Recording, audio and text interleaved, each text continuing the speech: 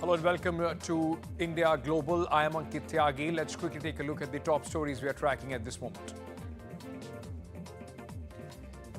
In a major setback for Kerala nurse Nimisha Priya, Yemen President Rashad al-Alimi on Monday approved the death sentence.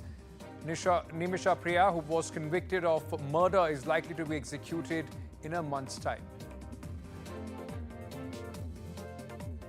Germany accuses Elon Musk of attempting to influence upcoming election. Musk backs far-right AFD in controversial German Upheld.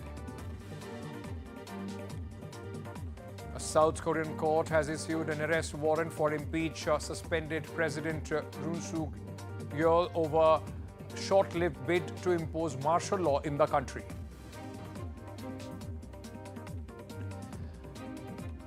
Chinese President Xi Jinping has declared no one can stop China's reunification with Taiwan. In a televised New Year's speech, Xi reiterated his stance, calling the people on both sides of the Taiwan Strait one family and warning pro-independence forces both within Taiwan and abroad.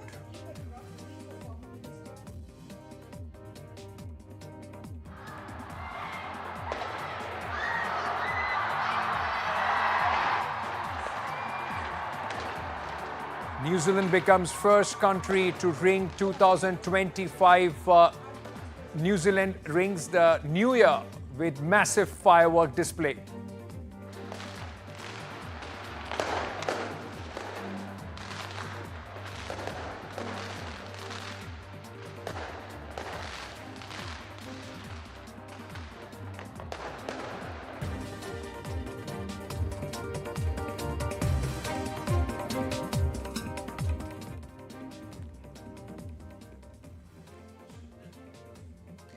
In a major setback for Kerala nurse Nimisha Priya, Yemen President Rashad al-Alimi on Monday approved the death sentence for the nurse who has been convicted of murder and is likely to be executed in a month's time.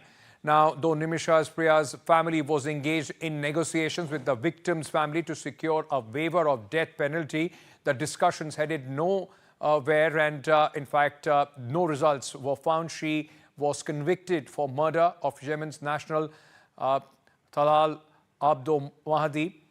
The incident occurred in 2017. Nimisha overdosed Mahdi with sedatives in order to obtain her passport from his possession. She was convicted in 2018. Meanwhile, the Indian government has said that they are extending all help to Priya's kids.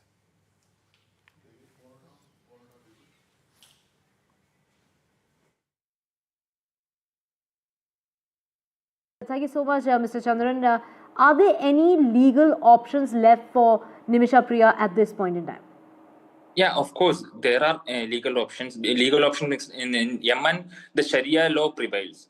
So according to Sharia law, if the family is ready to give the pardon by receiving the diya money, so she can be saved her life from the execution. So this is, we understand, we spoke with some legal experts there. So we understand after Supreme Judicial Council's order, the final judgment, this is a formal procedure for giving the assent from the, getting the assent from the President of Yemen. So still, if the family is ready to accept the diya money and pardon her, her life will be saved. And we are trying to explore that. But having said that, now we are facing a challenge because according to the Yemen prevailing situation, we are unable to reach out there. We are unable to travel to Yemen. So we need the support from the government of India. Only the union can support us. And if the union is intervening and if union is means helping us to have the negotiation with the family, we, the Nimisha Priya International Action Council, is ready to pay whatever amount is demanded by the family for as diya money. So we request the Indian government, the union government, to immediately intervene to this issue and extend the all support for saving a life of Ms. Nimisha Priya. Right, so extending all help is what the External Affairs Ministry has gone on to say, knowing that they're very fully aware of the case and of course what has really happened. But take us through, what really is needed as far as Priya's appeal is concerned. That has also been rejected because her release really depends on securing forgiveness from the victim's family and their tribal leaders. So actually, we understand the negotiation, the discussion with the family is yet to be started.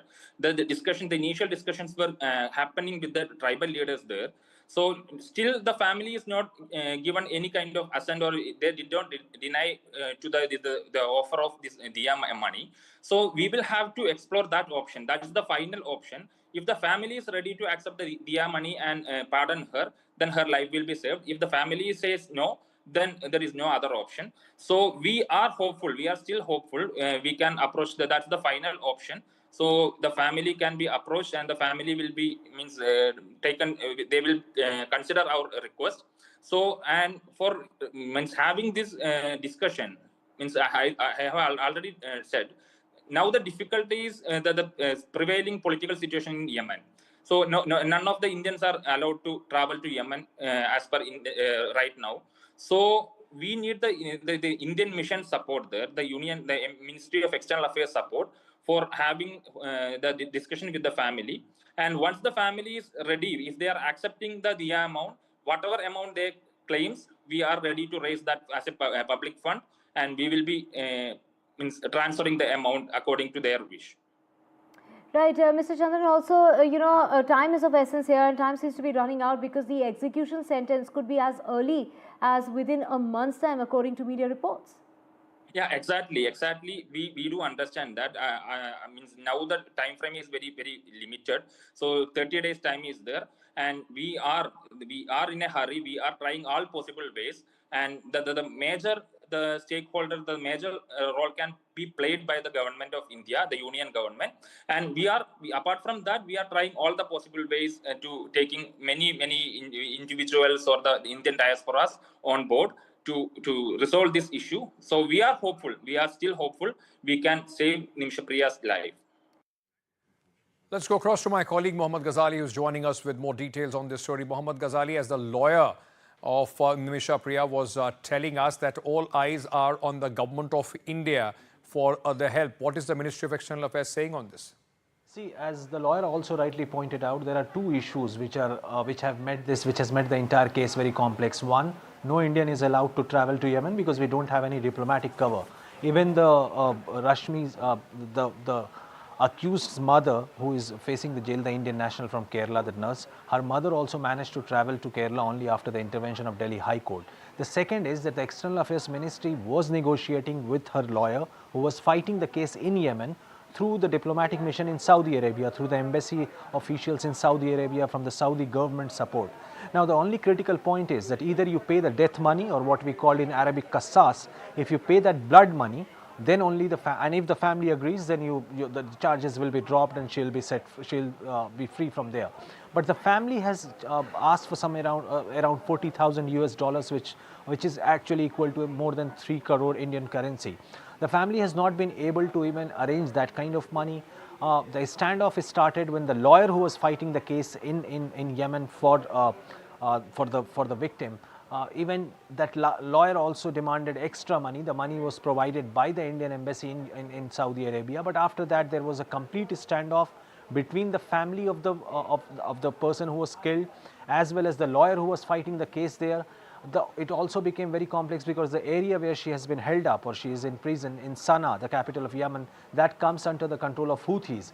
We all know what kind of risk Houthis are posing for the maritime security in the Gulf region. Right. And we know that Indian Navy and Indian officials were involved in some of the rescue operations against the Houthis. Right. So all these geopolitical issues does make it very complex, but we also know earlier this year that how the influence of Prime Minister Modi rescued our 8 ex-naval officers who were also sentenced for spying in Qatar. That's right. But the difference is that we recognize Qatar. Qatar is our ally in the Middle East, but we don't recognize Houthis who are governing Yemen right now. So that is where the complexity has put this case very complex, and perhaps Indian government will have to put more pressure on Saudis to find their allies in Yemen, to convince either the family or the government to change its verdict. Thank you, Mohammad Ghazali, for joining us with all those details. Moving on now, it seems tech billionaire Elon Musk could be in trouble, with the German government now accusing him of trying to meddle in the country's upcoming elections. In fact, the government has said that Mr. Musk is meddling in the election campaign with repeated endorsements of the far-right party. the Alternative for Germany, AID, and Musk, in an op-ed published in German Daily last week, called the party the last spark of hope for the country, claiming only AID can save Germany. His remarks triggered anger among German politicians, with the country 7 weeks away from the snap federal election. This is not Musk's first controversy surrounding his support for far-right parties in Europe. Earlier this month, Elon Musk met with Reform UK leader Nigel Farage, with reports suggesting the Tesla chief could even send donations to Farage's party. The visuals of Farage shaking hands with Musk sent shockwaves across the United Kingdom and received severe backlash. The big question then is, what's driving Elon Musk's push to the right, and is the freedom of speech, or is this election interference? These are important questions that people are asking at this moment. Let's try and discuss this in more details at this moment. We are being joined by Professor Andrew Lattin, Professor of Political Science, Nicholas Nugent, British, and we are also being joined, I beg your pardon, by Nicholas Nugent. He's a British journalist, former BBC editor in London. Gentlemen, thank you for speaking to us and giving us your time. Professor, let me understand by asking you, sir, at this moment, these are very serious allegations that the government of Germany and the politicians are putting on Mr. Elon Musk. How is this being seen by the public and being received there by the public? What is the perception? Well, I think the perception is that he is interfering, although even representatives of the German government have said that he is entitled to freedom of speech. Germany is still a democratic republic. But he has weighed in on Italian politics. He's weighed in on British politics. Obviously, he's very influential in terms of American politics and now German politics. And I think, as a point of departure, I would say that many Germans would agree with his diagnosis of the problem. Germany is overtaxed and overregulated, and there are other reasons for its economic decline, but those are important. But it's his prescription that's problematic, because the AfD, Alternative for Deutschland, Alternative for Germany, isn't just about deregulation and lower taxes. It's also about cultural issues relating to migration, and it's also about leaving the European Union, which, as the Brits know, even though they didn't share a currency, was difficult enough. But for Germany to leave the Eurozone and the European Union would be, by all accounts, except for the AfDs, an economic disaster. Right. Nicholas, there is this big debate whether this is freedom of speech of Mr. Musk or is it actual election interference. He is, after all, a tech billionaire, very influential now with the Trump administration coming in, and has the means, in fact, to try and help the parties or whichever side he deems fit. Well, indeed, I think you're asking the right questions, especially about freedom of speech and electoral interference. At the moment, he's speaking his mind, and I think it's really not quite the moment to accuse him of electoral interference. He's just stating his opinion. But the risk is that it goes further, and as you've already alluded to the fact that the rumour, it's nothing more than a rumour, that he might fund one of the British political parties. So the whole issue of electoral interference is very much in contention or in discussion at the moment. I mean, let's not forget that 2 countries in Europe are accusing Russia of interfering in their election. That's to say Georgia and more recently Romania, where the presidential election was cancelled. Might call clandestine interference. It's not very open. Right. So now we've got a different sort of alleged interference whereby a prominent businessman, let's face it, that's what he essentially is expressing his opinion. If it were just the fact that he's a prominent businessman, perhaps nobody would be concerned. But he's also a close ally of the incoming United States president. And that's what causes some concern, especially because of Mr. Trump's stated intention to increase tariffs. In other words, he's no great buddy of the European Union, and he sees it essentially as an economic competitor with the United States. Right. So if Mr. Musk then states his opinion, it risks seeming like the opinion of the incoming United States government. Little too early to say that, yes. But yes, we are wary of interference. In Britain's case, it happened after our election, so we can't make an allegation of interference. It seems to be subsequent to the election. But in Germany's case, it's coming before the election, hence that suggestion and indeed concern. Let me pick up from what you were saying, in fact, though it's a little too early, Professor Latin, but the fact remains that, Elon Musk is close to Donald Trump. He's part of the incoming administration as well. Will it have an impact, let's say, on Germany-US ties? If the government, the party that he likes, doesn't come to power, will it have the impact on United States and Germany ties? I think it sort of poisons the well in this sense. If he were simply speaking as a private citizen who's invested massively in Germany, by the way, and therefore that's the hook that he says and it entitles him to have an opinion, that would be one thing. But he's not just a private citizen and an investor and a businessman. He's also, in just a few weeks now, not even a few weeks, an agent of the U.S. government.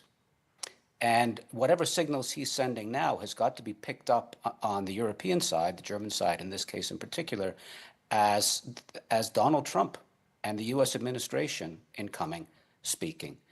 And that's why I frame it this way. Elon Musk has every right to comment on British, Italian, German, whatever elections. That doesn't make it the right thing to do given where he is situated now in this political discourse and in this geopolitical reality. And I think he's sending all the wrong signals. One of the big questions underlying all of this is to what extent there is a tension between Donald Trump and Elon Musk, because they're sort of on the same page, but not entirely. And there's two massive egos crashing into each other here, and that yet has to be resolved in the context of American politics. Right, and Nicholas, and Elon Musk is also seen as somebody who is abrasive. His opinions are out there. He doesn't shy away from saying what he wants to. Of course, the kind of resources that he has gives him that privilege as well. But just a word about, so far this push that we are seeing from a lot of these billionaires, and specifically in case of Mr. Musk, supporting the right-wing movements or the far right sometimes in different countries. It's almost trying to create a brotherhood in every country that they possibly want to influence. Well, indeed, I think you're slightly anticipating a greater influence than we might see. It's so far only a small number of countries, notably Germany, where he appears to be interfering. But I mean, what we're doing is balancing the right of free speech, which I believe in very strongly, as do most Europeans, I would say, and indeed most Americans, against political interference or interference with the democratic process. We just got to be wary of that. And a third factor is Mr. Musk is essentially a businessman. So to what extent is his stated view a view that supports his principle of free trade or indeed commercial matters? We can't get away from the fact. So Mr. Musk is an interesting character. He's not only a very rich American, but he's a businessman with political leanings, as we're going to see, as Mr. Latham made clear. He is, to some extent, a representative of the incoming administration. So we watch with interest. Right. In conclusion, Professor Latham, let me ask you this then. It might be limited to Germany, but is there, or, in some case that we are talking about Italy or Britain, is there a fear that, these kind of businessmen, such billionaires going behind or putting their weight, even, by speaking or writing op-eds or expressing their opinions for the far-right groups or right-leaning parties, this could, in fact, tilt somewhere the balance as far as elections are concerned? Not just in these countries, Yes. but others as well. The short answer is yes. I think we see that even avowed kind of progressive lefty billionaires, Bezos, people like that, are increasingly being drawn by the gravitational pull of the Trump movement, as it were, into the Trump camp. And we see that in the United States, and I see it in an incipient form across the world. I mean, I can see the Musk-Trump worldview. I can see it reflected in India, the Modi government. I can see it reflected with the Meloni government in Italy. I can see it reflected in Farage's aspiring and potentially actual government in 7 or 8 years. So I think the tectonic plates of global politics are shifting. This is not 1945 and it's not 1991. This is 2024. Right. And I think there are some big shifts afoot, and I'm not sure that all of them are really, from my perspective, welcome.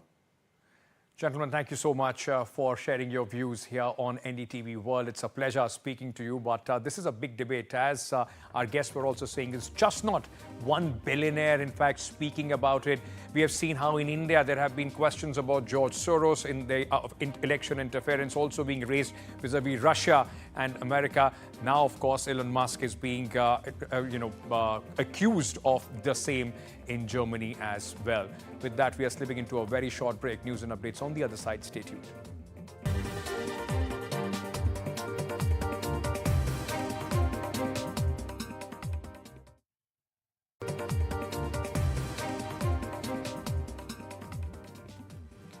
Welcome back, ladies and gentlemen. Let's shift focus to South Korea, where a court on Tuesday approved an arrest warrant for President Yoon Suk Yeol, who has been impeached and suspended from power over his decision to impose martial law on December 3rd. Investigating authorities have said that the Corruption Investigation Office for high-ranking officials confirmed the Seoul Western District Court approved the warrant.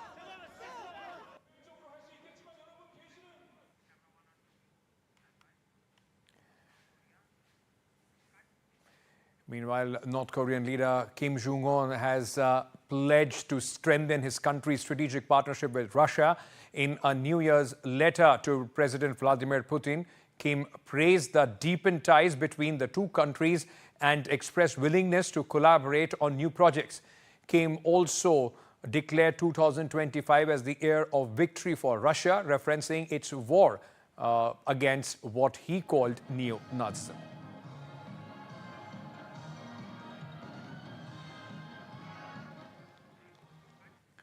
Short break at this moment. News and updates continue here on India Global. Don't go anywhere.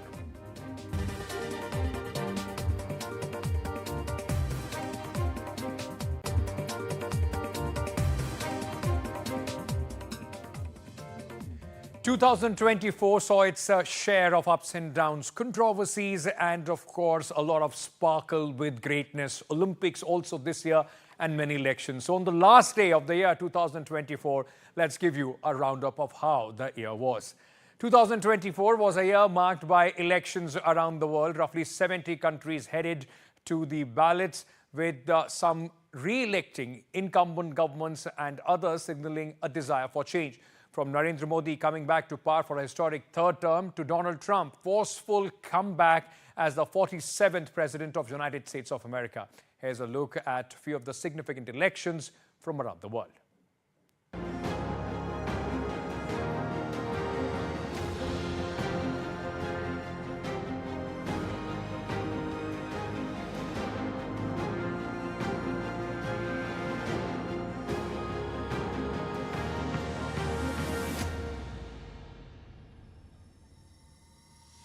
(2024), a year filled with political turmoil, a year of political decisions that will shape nations for decades to come. 2024 was a tumultuous year for global democracy, where a fifth of the world's population from over 70 countries headed to the ballot box. While the US saw a fiercely contested race, Europe saw a swing to the right, with far-right parties such as Marine Le Pen's National Rally emerging in the European Union polls. Meanwhile, Sri Lanka, in its first election since recovering from a financial crisis, elected its first left-leaning president. 2024 was not the year for the incumbents. Voters across the globe made their voice clear. Their message, you're fired. From the US to Sri Lanka, Japan, France and Britain, voters tired of economic disruption and global instability rejected sitting governments and even turned to disruptive outsiders. Here's a look at some of the key elections that transformed global politics.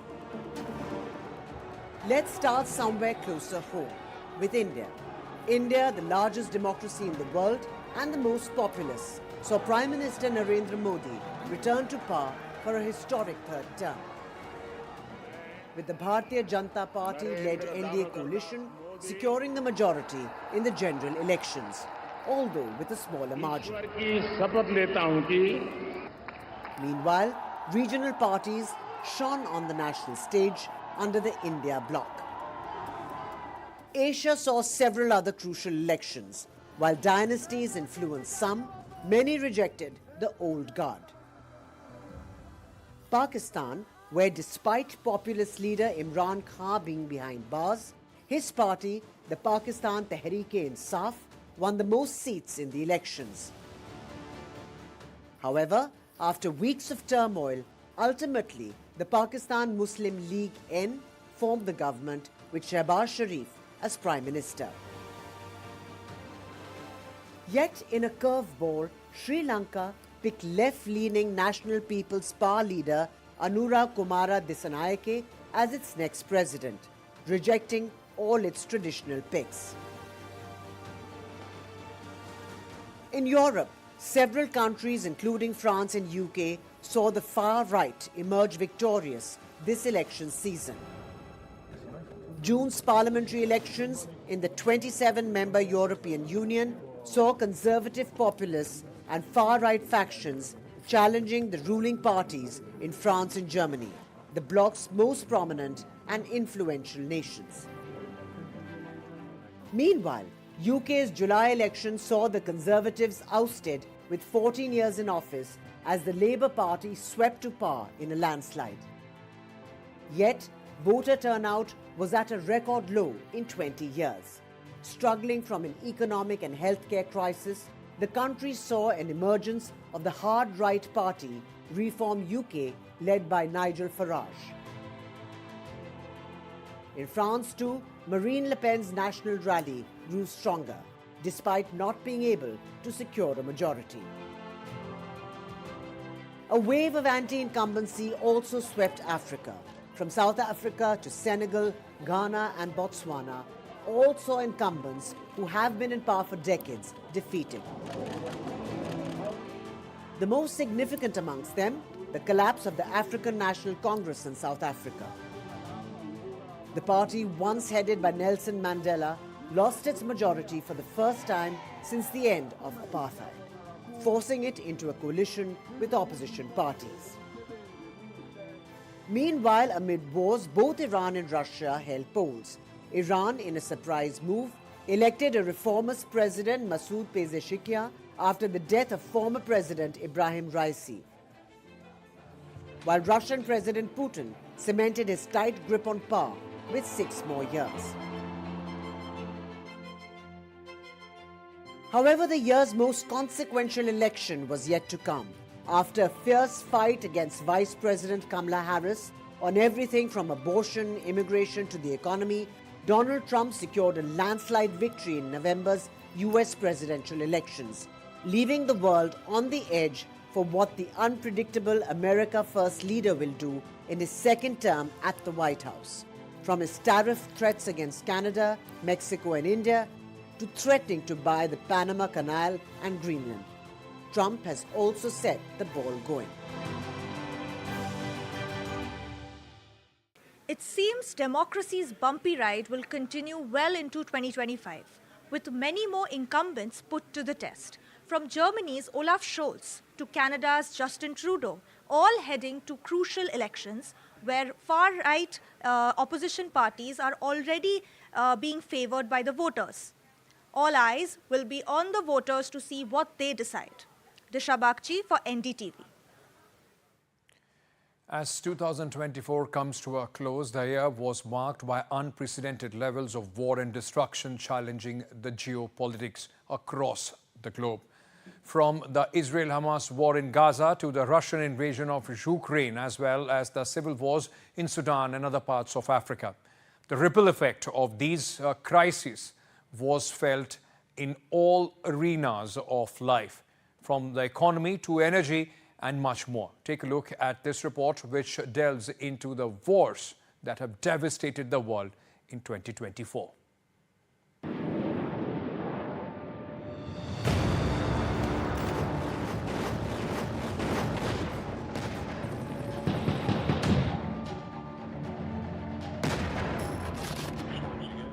(2024), another year marked by the shattering of lives.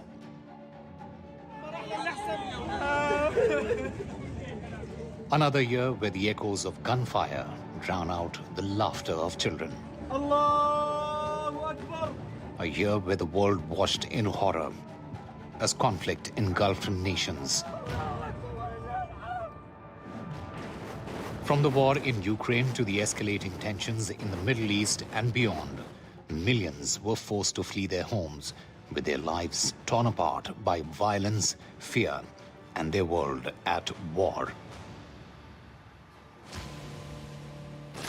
Russia's war on Ukraine, now in its third year, has devastated cities and displaced millions.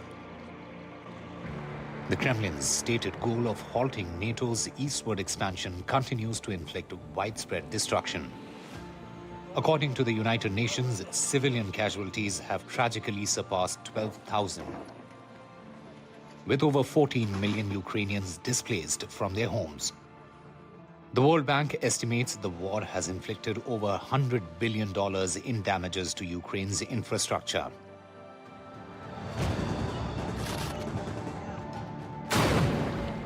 Meanwhile, in October 2023, an attack by Hamas in Gaza, which killed over 1,000 people, triggered an intense Israeli retaliation, reigniting violence throughout the region.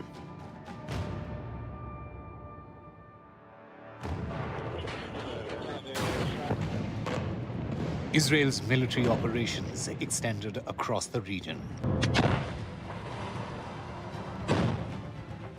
targeting Iranian proxies such as Hamas, Hezbollah, and Houthi rebels. In Yemen, Houthi forces intercepted vessels they accused of aiding Israel, while cross-border skirmishes with Hezbollah escalated into a major crisis. By September, Israeli strikes on Hezbollah's paging devices resulted in dozens of fatalities, pushing the region toward critical instability. A November ceasefire brought a temporary halt to the violence.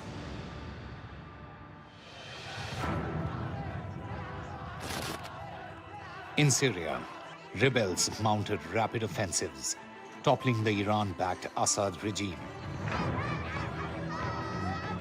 This victory triggered a fresh wave of violence as factions vied for control, further destabilizing the region. Iran's proxies found themselves weakened, giving Israel an opportunity to consolidate its position in the Middle East. Africa, too, faced a surge in conflict. In Ethiopia, the Tigray region remains a humanitarian catastrophe. The United Nations estimates over 5 million people have been displaced, with hundreds of thousands facing famine. In Sudan, a power struggle between rival military factions has plunged the nation into chaos. Tens of thousands of people have been killed. 12 million have been displaced. The country on the brink of famine, more than half of its 48 million citizens are acutely food insecure.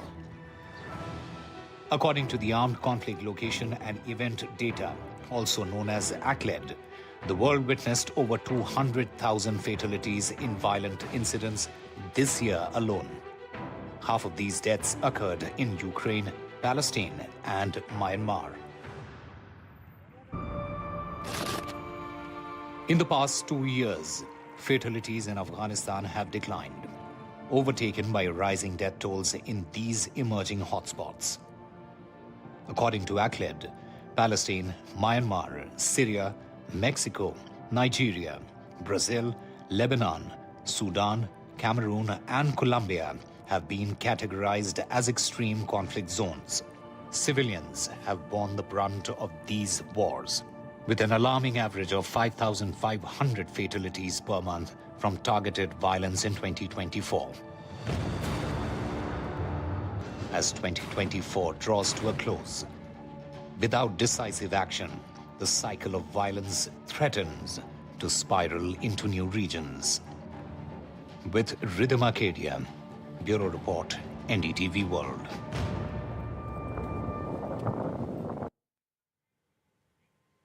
Short break at this moment. We are coming back with much more on the other side. Stay tuned.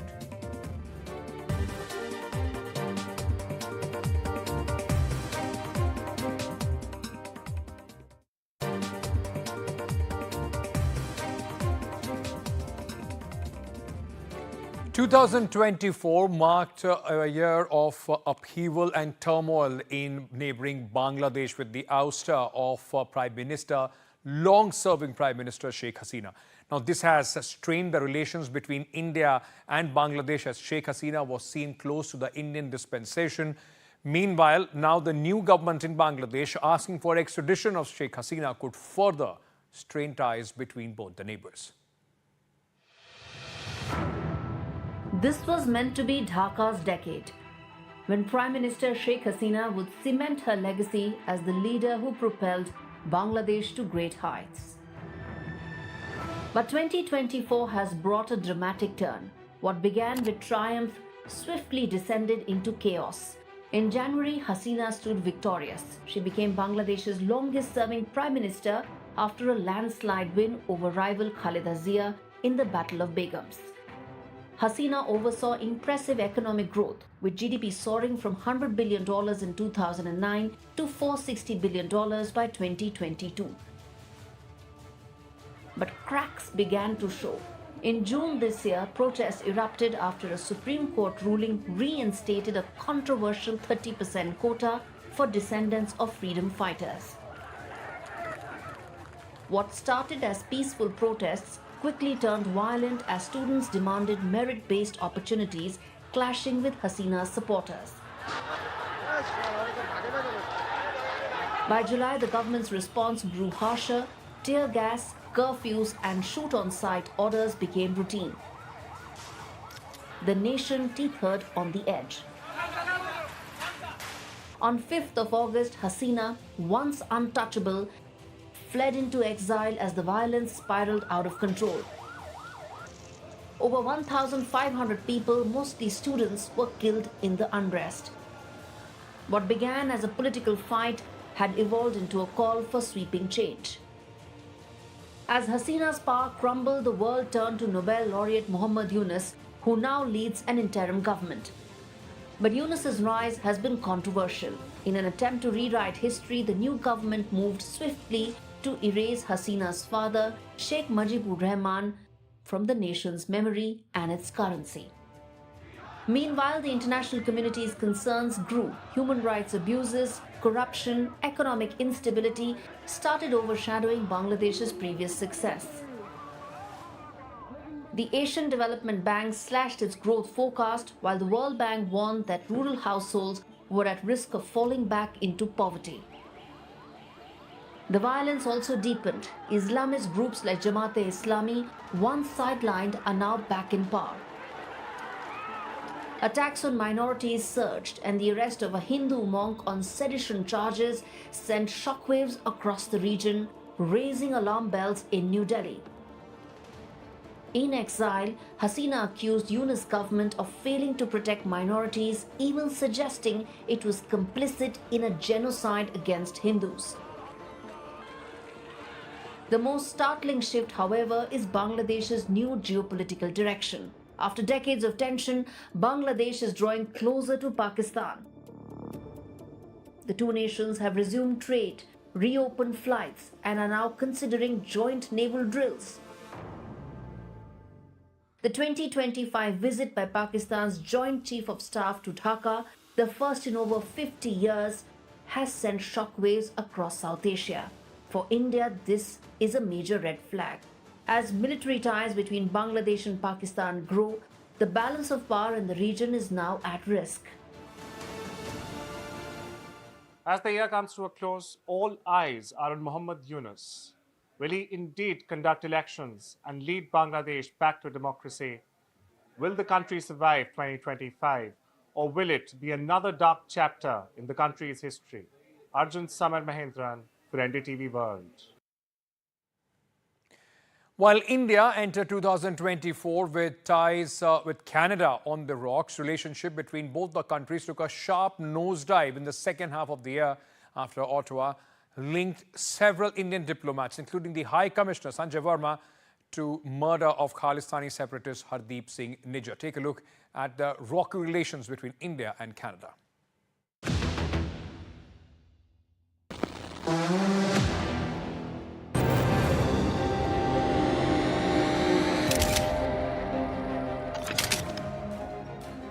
Some say don't fear the enemy that attacks you, but the fake friend that hugs you. Through a series of baseless allegations, Canadian Prime Minister Justin Trudeau has turned out to be that friend for India.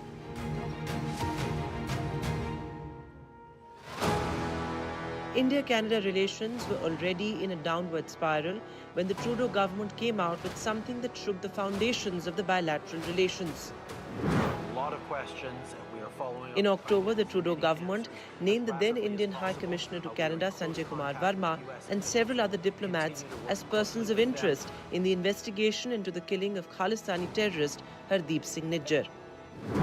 It is obvious that the government of India made a fundamental error in thinking that they could engage in supporting criminal activity against Canadians here on Canadian soil, whether it be murders or extortion or other violent acts.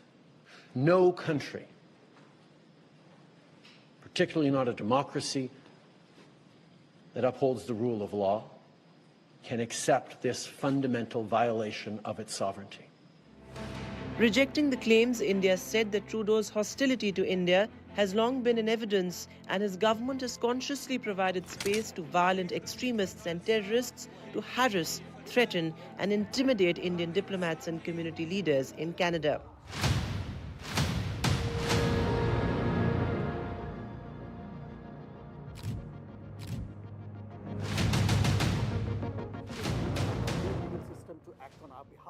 Verma, now withdrawn by New Delhi, has accused Trudeau of wrecking the bilateral ties and reiterated that the Canadian government's allegations are politically motivated. The controversy first erupted in September 2023 when Trudeau linked the Indian government to the killing of Nijjar. New Delhi had termed the allegations absurd and politically motivated. A month later, Canada pulled out 41 diplomats from India and also halted its visa and consular services. Cut to April, slogans of Khalistan Zindabad were raised in the presence of Trudeau at a Khalsa Day event. In July, a temple in Canada's Edmonton was allegedly vandalized by pro-Khalistan activists. India has repeatedly said that Canada has not been able to present any evidence to back its claims over Nijjar's killing. In fact, Trudeau himself contradicted his strong claims by saying this. Their asks of us was, well, how much do you know? Give us the evidence you have on this. And our response was, well, it's within your security agencies. You should be looking into how much they know. You should be engaging. It's, oh, no, tell us what you know. Show us the evidence. And at that point, it was primarily intelligence, not hard evidentiary proof. The hullabaloo around the whole controversy has deeply affected Trudeau's popularity. Consider this. According to a survey, nearly 40% of Canadians feel that the Trudeau government hasn't properly handled the bilateral relationship with India. To add salt to the wound, the poll also found out that 39% of Canadians believed that ties wouldn't improve till Trudeau was a Prime Minister.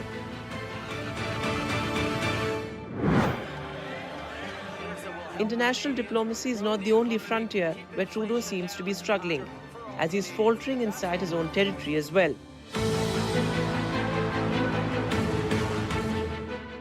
His Liberal Party looks set to lose power early next year after more than 9 years in office.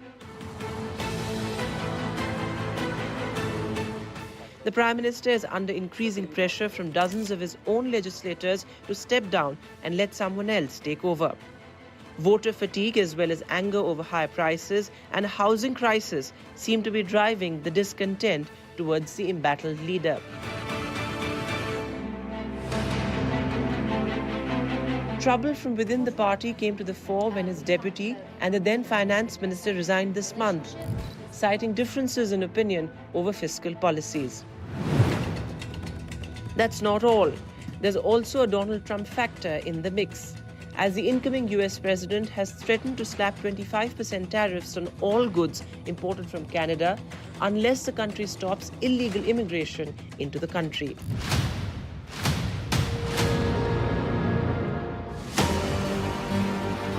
This friction against Trudeau seems to have benefited one person in particular, Pierre Poilievre. Polls suggest that the opposition leader is a preferred choice of Prime Minister, with many Canadians believing Trudeau should resign. The Canadian Prime Minister seems to be on borrowed time. The clock is ticking away faster each day. The question that remains is how long he can delay the inevitable of vacating his chair, a chair that seems to be riddled with thorns. This is Vishal Vivek for NDTV World.